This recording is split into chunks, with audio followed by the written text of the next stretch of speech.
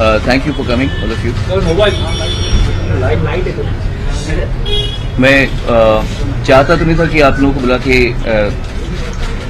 यहाँ पे इससे बातें करनी पड़े, क्योंकि मैंने कभी सोचा भी नहीं था कि इतनी सिंपल सी बात को इतना बड़ा बतंगड़ बना के पेश किया जाएगा। तो मैं यही कहना चाहूँगा जो मेरे दिल से निकलता है कि जिस इंसान ने पूरी जिंदगी मोहम्मद रफ़ी साहब को अपना पिता माना है, जिसके गुरु का नाम उस्ताद गुलाम मुस्तफ़ा खान साहब है, मोहम्मद ताहिर जी हैं, जिसके ड्राइवर्स मुसलमान रहे हैं अभी तक, जिसके ट्रेनर मुसलमान हैं, जिसके सबसे नज़दीकी दोस्तों में से जैसे वाजिद हैं जिन्होंने मेरे खिलाफ बोला, वो उनको मैं अपना सबसे अच्छा दोस्त समझता हूँ। जब रोज़े रमज़ान होती है तो मैं खुद इफ्तारी के लिए बोलता हूँ मैं आऊँ खाना खाने आऊँ, इफ्तारी के लिए आऊँ।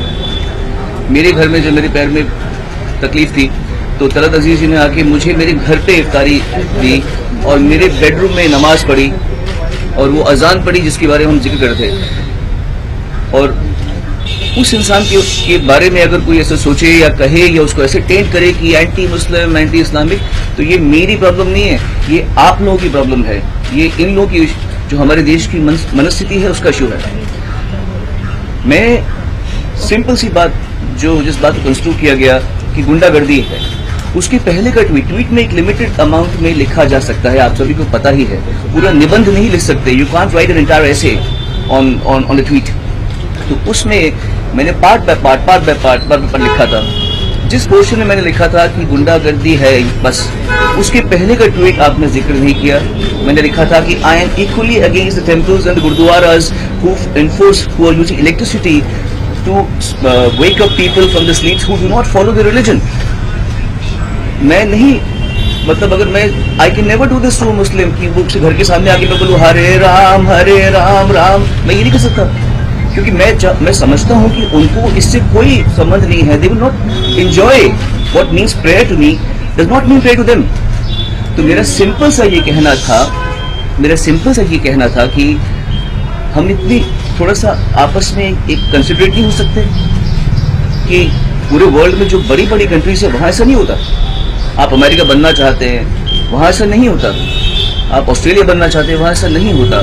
तो एज बार बार आप लोगों के मीडिया के माध्यम से ये बात पे जोर दिया जाता है कि everybody has the right to the opinion, so simply I also have the right to my opinion, it should not be misconstrued. तो मेरा ओपिनियन ये है कि चाहे वो मंदिर हो, चाहे वो गुरुद्वारा हो, चाहे वो मस्जिद हो, वहां पर लाउड स्पीकर कोई रिलीजियस नेसेसिटी नहीं है, क्योंकि लाउड स्पीकर का आविष्कार एडिसन की इलेक्ट्रिसिटी के बाद में हुआ है। तो ये कोई धर्म का हिस्सा नहीं है कि बहुत सदियों से चलती आ रही बात। ये एक मेरे हिसाब से जब किसी मंदिर के ऊपर या किसी मस्जिद के ऊपर लाउड स्पीकर लगाया जाता है तो ये एक स्टेटमेंट बोली जाती है कि मैं देखो तुम सबको बता रहा हूँ यहाँ पे मेरा रिलीजन का चलता है। मेरे हिसाब से ये गुंडागर्दी है, ये मेरा मानना है। आपके लिए शायद ये लाड प्यार होगा, मेरे लिए लाड प्यार नहीं है। मेरे लिए ये गुंडागर्दी है कि कोई अपने धर्म को जोर जोर से, और मैं इक्वली प्रोसेशन, मैंने पहले भी ट्वीट्स में लिखा हुआ है, ये जो रास्ते में जब फेस्टिविटीज होती हैं, मैं कोई नाम नहीं लूंगा, उसमें जो लोग दादागिरी से करके नाचते हैं, ए हटो ये करो वो करो, इन लोगों की तकलीफ हो जाती है, पुलिस की तकलीफ हो जाती है। और क्या कर रहे हैं वो बेसिकली धर्म के नाम पे शराब पी के नाच रहे होते हैं, फिल्मी गाना बजा रहे होते हैं। तो मतलब ये दादागिरी नहीं है। अगर मैं ये इशू कह रहा हूं तो आप बुद्धिजीवियों को मेरी बात समझ के इस बात को सही तरीके से पेश करना चाहिए, क्योंकि आपके बच्चे भी तो उसी देश में बढ़ने वाले हैं कि नहीं बढ़ने वाले। You want to keep the same country as we live in right now. आपके बच्चों को भी तो आगे बढ़ाना है। जब आपके बच्चे बड़े होंगे तो उनको इससे थोड़ा सा बेटर देश देने में तो आप मदद कर सकते हैं कि नहीं। और अगर मैं ये कह रहा हूं मेरे ट्विटर के माध्यम से सुबह सुबह उठ के, तो आप इसको अलग तरीके से क्यों ले रहे हैं। मैं मुझ जैसा आदमी, मतलब इतना सेक्युलर मैं समझता हूं अपने आप को, ना मैं राइट विंग हूं ना मैं लेफ्ट विंग हूं, मैं इधर बीच में स्टैंड करता हूं। मैं जानता हूं कि मुझ जैसे लोगों की तादाद कम है, ज्यादातर राइट विंग है, ज्यादातर लेफ्ट विंग है, बीच के लोग बहुत कम मिलते हैं। मैं बीच में खड़ा हूं, मैं माइनॉरिटी हूं एक्चुअली। खैर मेरा यही आप लोगों से कहने का मतलब था। हालांकि मैंने जिंदगी में कभी इस तरह की बड़ी बड़ी बातें ऐसे बुला के नहीं की है। हम आपस में आप ही बातें करते हैं, हम भी बातें करते हैं, but I have never had to no make a speech out of this, जो मैंने कभी बिना प्लान किए मैं कह रहा हूँ। कोई गलती हो तो मुझे माफ कीजिएगा, पर मेरे कहने में किसी का निरादर नहीं है। मैं एक सोशल टॉपिक पे बात कर रहा हूँ, ना कि रिलीजियस टॉपिक पे बात कर रहा हूँ, तो इसे उतना तक ही रखें। आपकी कोई सवाल हो मुझसे पूछ सकते हैं। मैं नवभारत टाइम से जी। ट्विटर पे तो हमने देखा कुछ लोग आपको सपोर्ट कर रहे हैं, तो आप सामने लिखते हैं, और जो आपको बुराई कर रहे हैं, आलोचना कर रहे हैं, वो भी वहाँ पे लिखते हैं। लेकिन क्या कोई ऐसा फोन कॉल आपको आया जिसमें आपको धमकी मिली है, क्या लिखी आपने, ऐसा कुछ हुआ? किसी ने फोन किया है, धमकाया आपको? नहीं, जो भी हो रहा है मुझे आप लोगों के माध्यम से मालूम पड़ रहा है। मैं वैसे भी फोन कॉल देता नहीं हूँ एक्चुअली, तो आपने देखा होगा मैंने आपके भी फोन नहीं लिए थे, तो मैं फोन लेता नहीं हूँ, तो मुझे ऐसा कोई कॉल नहीं आया। कभी आपने पुलिस कंप्लेंट की थी लाउड स्पीकर का? कभी नहीं, मैंने कभी नहीं की। Some judges, including Mika, have said that you should consider changing your house rather than creating an issue here. Because religion is something that is sacred. They understand your point of noise pollution, but they still feel that the way you said it is supposed to match your time. नहीं, not really. ऐसे महानुभावों की बातों को आप ही जानती हैं कि उसका क्या तत्व है, क्या फायदा इस बातें करने का। एक मौलवी ने आपके बाल निकालकर आपको जूते पहनाकर पूरे दुनिया में घुमाने की बात कही है, उस पर क्या प्रतिक्रिया देंगे? यही वो गुंडागर्दी है जिसका मैं जिक्र कर रहा था। मैंने आलिम को बुलाया, ये बाल आप जो देख रहे हैं ये मैं काट दूंगा कुछ देर में, एंड ये कोई चैलेंज नहीं है, ये कोई नेगेटिविटी नहीं है, ये एक आप लोगों से निवेदन है कि आप इस देश को क्या बना रहे हो, what are you making this country out, आप इस देश को क्या कर रहे हो। कोई भी फतवा निकाल सकता है किसी के खिलाफ, कोई किसी को लिंच कर सकता है, और मैं बिल्कुल भी ना हिंदूवादी हूँ ना मुस्लिम, मैं तो मानता ही नहीं, मैं बिलीवर हूँ, मैं नास्तिक नहीं हूँ, पर मैं बिल्कुल भी ये नहीं मानता कि मेरा धर्म सबसे अच्छा है या इसका धर्म खराब है, मैं बिल्कुल ऐसा मानता नहीं हूँ। I am a believer but I believe everything. हम अजमेर शरीफ में भी गए हुए हैं, उसी समय पुष्कर के वहाँ मंदिर में भी गए थे, अभी ग्वालियर में मेरा शो था, वहाँ पर एक बहुत बड़ा गुरुद्वारा है, वहाँ पर जाके बैठ के मैंने लंगर खाया। तो ये कोई बात नहीं है कि हम कोई फैनेटिक्स, बट फैनेटिक्सिज्म को आपको लड़ना पड़ेगा। आप ये ऐसे चुपचाप नहीं, बस सिर्फ ट्विटर में लिखते रहते हैं स्टैंड फॉर द कंट्री, ये कर दो वो कर दो, दम है ना तो ऐसी बातों पे बोल के दिखाओ। अच्छा सोनू शिवानी के साइड का बोलने का अपनी राय रखने का हक है जी, अपनी राय रखने का हक है, लेकिन क्या आपको कहीं लगता है कि कहीं मिस्टेक हो गई, टाइमिंग जो थी वो थोड़ी गलत हो गई? What is the right time, tell me, क्या सही वक्त है? बिकॉज बहुत सारे मुद्दे चल रहे हैं एक साथ के, योगी जी की जब से सरकार आई है 3 तलाक का मुद्दा और ज्यादा उठा दिया गया है, उसका मुझसे क्या संबंध है? कहीं ना कहीं टाइमिंग है, सेंटिमेंट्स को लोग मेरे ख्याल से कर रहे हैं। टाइमिंग, अगर टाइमिंग सोचना है कि ट्विटर के अलावा भी कोई और प्लेटफॉर्म था जहाँ पे ये बात हुई, इस मुद्दे को रख देना चाहिए? और क्या आपको लगता है कि ये सबसे बड़ा देश का मुद्दा है जिस मुद्दे को आपने उठाया है? देश के और भी कई सारे मुद्दे हैं। बिल्कुल, मैंने ये मुद्दा पकड़ा है, आप कुछ और पकड़िए। मेरा इशारा दारोमदार तो नहीं है कि मैं हर मुद्दा पकड़ूं। मुझे ये मुद्दा सही लगा, मैंने ये मुद्दा पकड़ा, बाकी बचे मुद्दे आप पकड़े। टाइमिंग तो कुछ भी सही नहीं है, टाइमिंग तो हर सही है। अब अगर हम ये बोले कि इसका मुहूर्त निकालेंगे तो फिर हम वही बात करेंगे। एवरी टाइम इज राइट, जब जो बात आपको लगे वो आप कहें। एक मिनट जी। सोनू शिवांगी जी साइड फ्रॉम आज तक, हमने आपके घर के पास जो मस्जिद है वहाँ के लोगों से बात की, जहाँ की आजान की आवाज जो है वो यहाँ आती है, उनसे बात की, और उनका कहना है, वो ये आरोप लगा रहे हैं कि पिछले 6 महीने से आप उनको परेशान करने की कोशिश कर रहे हैं, आपने दूसरों के नाम पे उनको कंप्लेन कराया है, और कहीं ना कहीं पार्षद जो है वहाँ के ट्रस्टी, उनका ये आरोप है कि आप 6 महीने से उनको परेशान करने की कोशिश कर रहे थे, और जब नहीं हो पाया तो ट्विटर के जरिए उन्हें परेशान। मुझे पता है ये मस्जिद कहाँ पर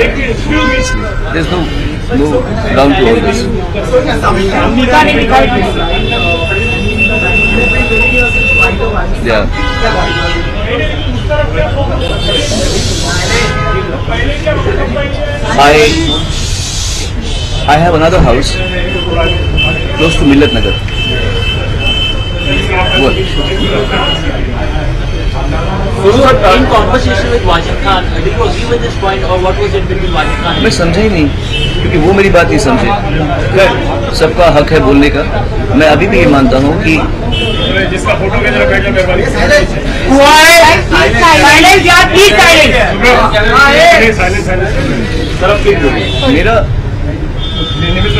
सबका हक है। जो आप मेरी बात से एग्री नहीं करते तो आप भी मुझे कह सकते हैं। फर्क है कि कुछ लोग गाली का इस्तेमाल करेंगे, कुछ थ्रेटन करेंगे, पर जिस तरह मुझे मेरी बात कहने का हक है वैसे आपको भी मेरी बात को ना मानने का भी हक है। बट ये सब चीजें तरीके से भी हो सकती हैं, कोई बात नहीं। आई नो ट्विटर में ऐसा या सोशल मीडिया में इस तरीके से लोग रिएक्ट करते ही करते हैं, बट दैट डजंट मीन कि लोग मुझे मिसकंस्ट्रू करें, मेरी बात को गलत समझें। मैं ये नहीं चाहता, इसलिए मैंने ये प्रेस कॉन्फ्रेंस मिलाई है।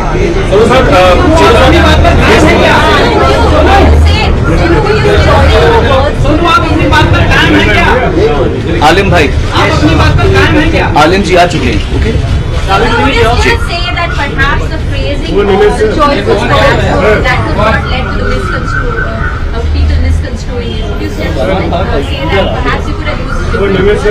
क्या ये मेरे गुरुजी के बेटे रब्बानी, मैं जो हमारे मुझे आप कोई इनसिक्योर कैसे डेट कर सकता है जब हम आपस में इतने जुड़े हुए हैं। लगता है जैसे मेरे सगे भाइयों से मेरा उतना प्यार नहीं होगा जितना मेरे इन भाइयों से मेरा प्यार है। तो इसलिए मेरे ख्याल से मैंने कुछ भी फ्रेम किया हो। हाँ करेक्ट, एक और बात बोलता हूँ मैं आपको, साइलेंस प्लीज। एक बात आपने ठीक कहा और इस बात को मैं क्लियर करना चाहता हूँ। शायद कुछ लोगों ने ये बात पकड़ी है कि मैंने मोहम्मद क्यों लिखा है, मोहम्मद साहब क्यों नहीं लिखा। No, this is a problem of the English language. हम हिंदी में शिव जी कहते हैं, इंग्लिश में शिवा कहते हैं। हम इंग्लिश में लिखते वक्त शिव जी नहीं निकलता, शिवा, कृष्णा, रामा ऐसे आता है। श्री राम नहीं आएगा, श्री कृष्ण नहीं आता इंग्लिश में लिखते हुए। So when you writing a tweet जिसमें एक लिमिटेड जगह में आपको कुछ बात कहनी है, तो मोहम्मद साहब या प्रॉफिट मोहम्मद आदमी के दिमाग में आता ही नहीं है। क्योंकि हमारी जिस तरह किसी मुसलमान की भाषा में लॉर्ड जीसस नहीं आएगा, वैसे ही मेरी भाषा में भी मोहम्मद साहब इंग्लिश में मोहम्मद साहब नहीं आ रहा, मोहम्मद ही आ रहा है। मेरी बात,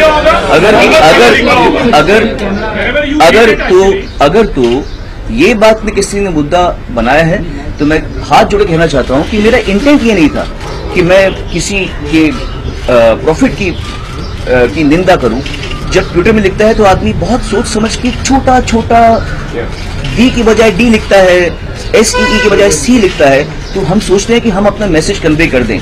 और इंग्लिश में नहीं आता मुंह से, जो लोग अभ्यस्त नहीं है, रब्बानी के मुंह से आ सकता है क्योंकि ये लोग रोज उनका नाम लेते हैं, बोलते हैं। हमारे मुंह इनके नाम से एक श्री कृष्ण नहीं आएगा ना, कृष्ण आएगा ना, ये क्योंकि इनकी भाषा में वो नहीं है। आप समझे, इट्स नॉट अबाउट किसी ये जब बोलेगा, ये अगर रब्बानी बोलेगा कृष्णा तो बोला, अरे तुमने कृष्ण क्यों बोला, ये कृष्ण बोला, ऐसे नहीं बोलेगा आदमी कोई भी।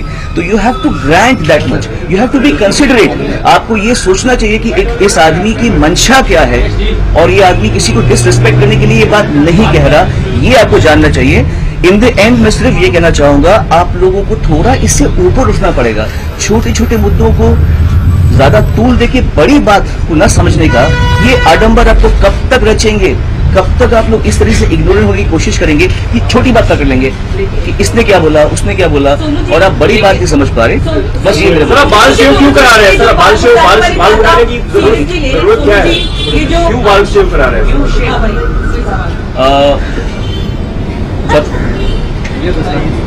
वो तो आपको मिल जाएगा। ये कह रहे, इसका आंसर देने से पहले मैं आपको आलिम और मेरे बीच में जो अंडरस्टैंडिंग है, जो प्यार है भाई,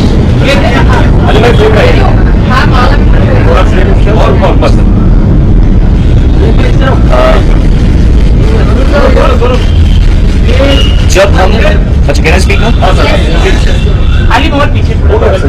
बस ऐसे मत कीजिए। He is my brother, he is not here to stand like a bodyguard with me, ऐसा नहीं। उनको मैंने बुलाया रिक्वेस्ट करके, ऐसा नहीं कि वो मेरे मतलब। मैं फिर से ये कहना चाहता हूँ कि जो आज आलिम भाई करेंगे वो कोई एजिटेशन नहीं है। प्लीज इसको वैसा मत पेश करना, आप लोग राजा हो मीडिया के यार, ऐसे मत पेश करना कि ये दिखा दिया, ये चैलेंज दे दिया मौलवी को। ये कोई चैलेंज नहीं है, ये आपको बताना है कि बाल काटने वाला मुसलमान है और जिसके बाल काटने का फतवा किया था वो हिंदू है, वही आदमी है, वो हो रहा है। पर इसी बात को हम प्यार से भी कर रहे हैं ना, इसमें कोई एनिमोसिटी नहीं है, कोई जबरदस्ती पकड़ के मेरे बाल नहीं काट रहा। मैं अपनी मर्जी से मेरे मुसलमान भाई को बोल रहा हूं मेरे बाल काट भाई। आप फतवे की ही कहानी आप समझ रहे, आप सब पढ़े लिखे लोग हैं, फतवे की ही बात को हम प्यार से अगर इंटरप्रेट करें तो थोड़ा सा सही मैसेज पहुंचता है या नहीं पहुंचता। बहरहाल अगर आप लोगों को ये बात समझ आ रही है तो मैं बहुत खुश हूंगा, अगर नहीं समझ आ रही तो कभी न कभी समझ आ जाएगी, फिर आप इस बात को याद करेंगे मैंने क्या कही थी। That's it. Thank you very much. And I will just go on.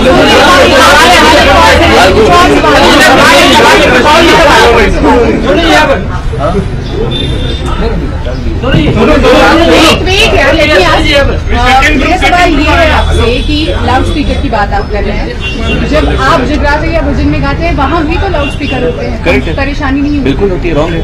हमारे शो 10 बजे खत्म हो जाता है, बस जो गवर्नमेंट का डिक्टेट है 10 बजे से 1 मिनट बाद हमको कभी भी कॉप्स अलाउ नहीं करते। आप बताइए इसका आंसर। तो क्या हम ये मानकर चले कि आप कह रहे हैं कि अजान की जो आवाज आती है, मंदिरों से जो आवाज आती है, उसके लिए रॉन्ग टाइमिंग है सर, रॉन्ग टाइमिंग है। जब हम बच्चे थे, हम स्कूल में जब एग्जाम्स होते थे हमारे, हम सुबह उठते थे, हमारे घर के पास गुरुद्वारा था, सबका नाम वाहिगुरु चलता रहता था दिन भर, सुबह 4 साढ़े 4 बजे के टाइम पे। ठीक है, आई अंडरस्टैंड। सेक्युलर होने का मतलब ये नहीं है कि आप बर्दाश्त करें, आप सहनशील हों। सेक्युलर होने का मतलब ये है कि आपको सहनशील होना पड़ेगा, आपको दूसरों की तकलीफ पर ध्यान देना पड़ेगा, दूसरों को तकलीफ में डाल के हमारी बात को सेक्युलर होकर समझो, ये नहीं करना पड़ता, उल्टा सोच रहे हैं आप। सोनू कहने के अजान का टाइमिंग गलत है? नहीं, आप ये कहना चाह रहे हैं ना? लाउड स्पीकर का टाइम करते भैया, हेलो, लाउड स्पीकर का टाइम, लाउड स्पीकर तो अजान जब अजान का वक्त होगा उसी वक्त तो लाउड स्पीकर नहीं होना चाहिए मेरे भाई। अजान हो या मंदिर की आरती, कुछ भी लाउड स्पीकर नहीं होना चाहिए। मेरा ये कहना, मेरे मानना, ये मेरा मत है, मुझे मेरे मत को रखने दो। चलता था, मतलब इस तरह की बातें पहले आप जगराता बात रिपेयर हो गई। सोनू आपका मत है, हम मानते हैं ये आपकी बात है, लेकिन कुछ ऐसे भी लोग हैं जिनका मत ये कहना है कि प्रियंका चोपड़ा ऐसा इंसाफ पर वो 5 वक्त जब अजान होती है उस अजान का डेस्परेटली वेट करती है। आप समझ रहे हैं, आप समझ रहे हैं, आप समझ रहे वैसे लोगों के बारे में क्या जवाब है? आप समझ रहे हैं,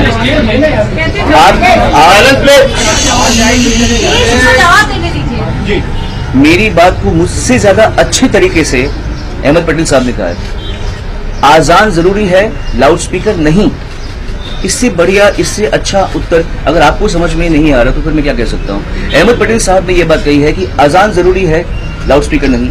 मैं हिंदू के कह रहा हूँ, आरती जरूरी है, लाउड स्पीकर नहीं। एक ही बात है, आप बात के क्रक्स को समझिए, आप घुमा फिरा के ना कहिए बात। लेकिन जिन्हें पसंद है उसके बारे में क्या कहेंगे आप? मैं कुछ नहीं कहूंगा, ना पसंद है, मैं कुछ नहीं कहूंगा, मैं कुछ नहीं कहूंगा। आपका परसेप्शन है, दूसरे उनको पसंद है, उनको लाउड स्पीकर की आवाज पसंद है, बस ठीक है, तो उन्हें पसंद होने दीजिए ना। सर आप गाना भी उसके बिना गा सकते हो,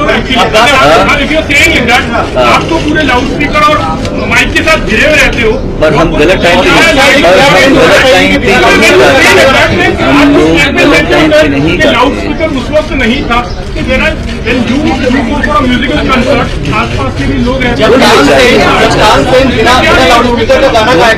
don't be a child, listen to me, listen to me. बात टाइमिंग की है, गलत वक्त पे लाउड स्पीकर नहीं चले, बात उसकी हो रही है, समझे आप। जब हम गाते हैं तो हम टाइम को मद्देनजर रखते हुए उतना टाइम पे शो करते हैं, समझे आप।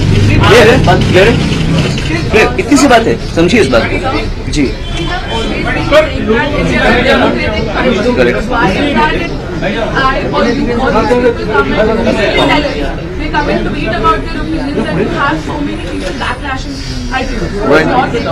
My take is that people feel that they have all the right to their opinions and celebs don't. It's as simple as that. मेरा भी एक सवाल है। जी बोलिए। सोनू, मैं आपसे जानना चाहती हूँ कि आप एक बहुत ही जाने माने कलाकार हैं, बहुत ही समृद्ध, पर मैं पहले भारत का नागरिक हूँ। हाँ। तो मैं ये जानना चाहती हूँ कि जब देश में एक ऐसा माहौल चल रहा है तो ऐसे आपके आने से पहले बात हो गई, आप लेट आई, बात हो गई। नहीं सुनो, मुझे ये मैं जानना आप लेट आई हैं, कलाकार के तौर पे आपकी क्या जिम्मेदारी बनती है? मेरा पहले जिम्मेदारी की बात आपकी बनती है, जो मैं कह रहा हूँ आप उसको पहले कंधे कीजिए, क्योंकि मैं तकलीफ में हूँ, तकलीफ में आप नहीं है, आपको सब ठीक लग रहा है। मेरा कहने का मतलब जो आप समझें इस बात को कि मैं समझता हूँ कि चाहे वो मंदिर हो या मस्जिद हो या गुरुद्वारा हो, वहाँ पे लाउड स्पीकर नहीं होनी चाहिए। ये क्या रॉकेट साइंस है समझने में? रॉकेट साइंस तो नहीं समझने में। हाँ, अगर मैं रात को 12 बजे गाऊं तो आपका हक बनता है बोलने का। अगर आप मुझे 10 बजे के बाद गाते हुए देखें, आपका हक बनता है। अभी कैसे बोल रहे हैं? अगर मैं टाइम, निर्धारित टाइम के बीच में गा रहा हूं और अपना शो उस समय खत्म कर रहा हूं जिस समय खत्म करना है, तब आपको क्या आपत्ति हो सकती है? आपकी बात सही है, लेकिन बात सही है।